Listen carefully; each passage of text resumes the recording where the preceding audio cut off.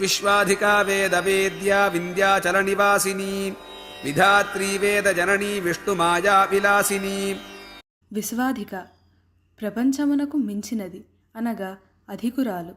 అమ్మవారు జగజ్జనని కాబట్టి విశ్వానికంటే ముందు ఉండి విశ్వాన్ని తనలో కలిగి విశ్వాన్ని సృష్టించి విశ్వాన్ని సాకి చివరకు విశ్వాన్ని తనలోకి లీనం చేసుకునేది కాబట్టి విశ్వాధిక అనే నామం అమ్మవారికి వచ్చింది.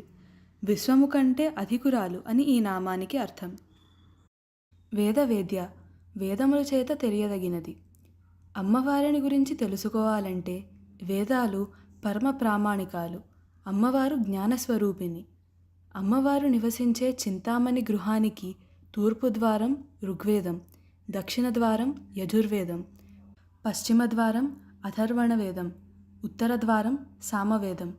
బ్రహ్మ విద్యాది మంత్రాలన్నీ ఈ 4 ద్వారాలకు బయటే ఉంటాయి. అమ్మవారిని చూడాలంటే ఈ మార్గాల ద్వారానే తప్ప ఇంకో మార్గం లేదు కాబట్టి అమ్మవారు వేద విద్య. వింధ్యాచల నివాసిని వింధ్యపర్వత ప్రాంతమున నివాసము గలది. దుర్గలు 2 విధాలు. పులి వాహనం గల దుర్గ, సింహవాహనం గల దుర్గ. పులి వాహనం గల దుర్గ వింధ్యాద్రి గుహల్లో ఉంటుంది. సింహవాహనం గల దుర్గ సహ్యాద్రి గుహల్లో ఉంటుంది అంటారు. నాభికి ఎగువ ఉత్తర భాగం, నాభికి దిగువ దక్షిణ భాగం వర్తిస్తాయి అన్నమాట. సరిగ్గా ఈ నాభి ప్రాంతంలో ఉండే చక్రాన్ని మణిపూర చక్రం అంటారు.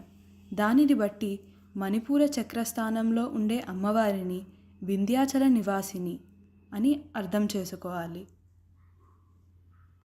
విధాత్రి విధానమును చేయునది. మొత్తం సృష్టి ప్రణాళిక యొక్క విధానాన్ని రూపొందించేది కాబట్టి అమ్మవారు విధాత్రి.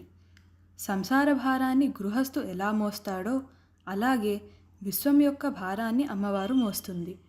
అమ్మవారు ఈ భారాన్ని చక్కగా విశిష్టమైన పద్ధతిలో మోయగలుగుతోంది కాబట్టి అమ్మవారికి విధాత్రి అనే నామం వచ్చింది.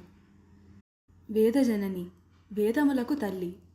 అమ్మవారి లక్షణాలను, లక్ష్యాలను, సృష్టి నిర్వహణ ప్రణాళికను, జీవన విధానమును గురించి వివరించేవి వేదాలు. అటువంటి వేదాలకు ఉత్పత్తి స్థానం అమ్మవారు కాబట్టి అమ్మవారు వేదజనని. విష్ణుమాయ విష్ణుమూర్తి యొక్క మాయాస్వరూపిణి. లేనిది ఉన్నట్లుగాను ఉన్నది లేనట్లుగాను భ్రమను పెట్టే లక్షణాన్ని మాయా అంటారు. విష్ణుమూర్తి చేత స్థితికి సంబంధించిన కృత్యాన్ని అమ్మవారు ఈ విధంగా మాయావ్యూహంతో నిర్వహిస్తోంది. విష్ణుమూర్తి నేపథ్యంలో పనిచేసే అమ్మవారి ఈ మాయను విష్ణుమాయ అన్నారు. సత్యమని ఒప్పుకోవడానికి గాని అసత్యమని తోసివేయడానికి గాని వీలు లేనిది ఈ మాయ. విలాసిని వినోదాత్మక, క్రీడాత్మక లక్షణము గలది. సాధకుడు యోగ సాధన ప్రారంభ దశలో మాయలో పడి సాధనా లక్ష్యాన్ని మరిచిపోయేట్టుగా చేసే శక్తి విలాసిని శక్తి. ఈ శక్తి కలిగిన అమ్మవారిని విలాసిని అంటారు. ఈ విలాసిని శక్తి కరుణ లేనిదే యోగం సిద్ధించదు సరిగదా, కనీసం యోగ మార్గం కూడా సుగమంగా భాషించదు. అమ్మవారు అనుగ్రహం కలిగి త్రోవ ఇస్తే తప్ప యోగ మార్గాన్ని అనుసరించడం జరగదు, యోగ సిద్ధి చేకూరదు. విశ్వాధికా వేదవేద్యా వింధ్యాచల నివాసిని విధాత్రీ వేద జననీ విష్ణుమాయా విలాసిని.